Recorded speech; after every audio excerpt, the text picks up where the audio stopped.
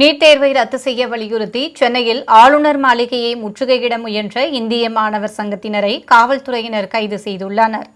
NEET தேர்வை ஒன்றிய அரசு ரத்து செய்ய வலியுறுத்தியும் ஒன்றிய அமைச்சர் தர்மேந்திர பிரதான் பதவி விலக வலியுறுத்தியும் இந்திய மாணவர் சங்கத்தினர் சென்னை ஆளுநர் மாளிகையை முற்றுகையிட முயன்றனர். அப்போது அவர்களை காவல்துறையினர் கைது செய்தனர்.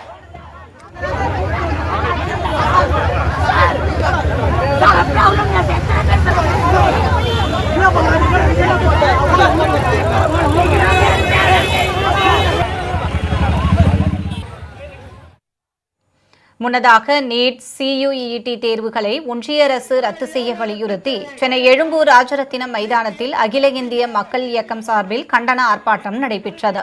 இந்த ஆர்ப்பாட்டத்தில் தமிழ்நாடு கரப்பான்பூச்சி ஜனதா கட்சி தலைவர் பிரம்மா பாலசுப்ரமணியம் உள்ளிட்ட பலர் கலந்து கொண்டு ஒன்றிய பாஜக அரசுக்கு எதிராக கண்டன முழக்கங்களை எழுப்பினர். பதில் சொல், பதில் சொல், எழுந்து வா தமிழனே, கொண்டு வா, கொண்டு வா.